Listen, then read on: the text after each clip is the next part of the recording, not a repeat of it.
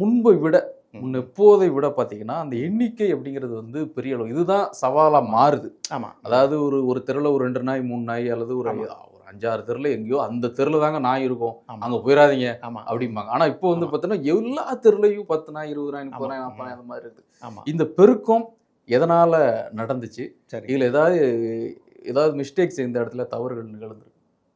அது தவறுதுன்னு சொல்ல முடியாது. இப்போ வந்து ஒரு ஏரியாவில் வந்து நாயை கண்ட்ரோல் பண்ணணும் அப்படின்னா இப்போ நம்ம பண்ணுறது கருத்தடை ஆப்ரேஷன் நம்ம பண்ணுறோம். சரி, அதாவது ஆங்கிலத்தில் வந்து ஏபிசிங்கிறது அனிமல் பர்த் கண்ட்ரோல் அப்படிங்கிறது தான் இப்போ நடைமுறையில் இருக்குது. அதுதான் நம்ம பண்ணுறோம். சரி, பண்ணிட்டு இருக்கோம். இதை வந்து நம்ம கரெக்டாக நம்ம பண்ணணுங்க. கரெக்ட் அப்படின்னா இப்போ வந்து ஃபார் எக்ஸாம்பிள் வந்து இப்போ ஒரு ஏரியாவை நம்ம செலக்ட் பண்ணிட்டோம்னு நினச்சிக்கோங்களேன். பொதுவாக வந்து சொல்ல பாருங்களேன், நாயோட இனப்பெருக்கம் வந்து வருஷத்துக்கு 2 முறை வருங்க. 6 மாதத்துக்கு ஒரு முறை வந்து இனப்பெருக்கம் வந்து நடைபெறும் அதில். சரி, ஸோ இப்போ இதில் வந்து அந்த காலகட்டம் இது இருக்கா? காலகட்டம் குளிர்காலத்தில் வந்து இருக்குங்க. குளிர்காலம் இந்த சம்மரில் வந்து இருக்காது, ப்ரீடிங் வராது. குளிர்காலங்களில் வரும். பொதுவாக வந்து 6 மாதத்துக்கு இடைவெளியில் வந்து 2 சைக்கிள் வருஷத்துக்கு வந்து 2 சைக்கிள் அது ப்ரீடிங் சைக்கிள் வரும் அது. சரி, இப்போ வந்து நீங்கள் வந்து ஏபிசி நீங்கள் ஆரம்பிக்கிறீங்கன்னு நினச்சிக்கோங்களேன். அந்த ஏபிசி ப்ரோக்ராம் வந்து ஒரு ஏரியா நீங்கள் செலக்ட் பண்ணிக்கணும்.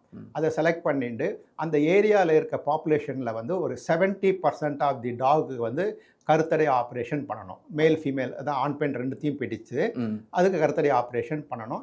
70% பண்ணிட்டீங்கன்னா இப்போ 100% பண்ண வேண்டிய அவசியமே இல்லை. இந்த 70% நீங்கள் இதை பண்ணே ஆகணும். இந்த 70% எப்போ பண்ணணுங்கிறது பீரியட் பார்த்தீங்கன்னா 6 மாதத்துக்குள்ளே பண்ணணும்.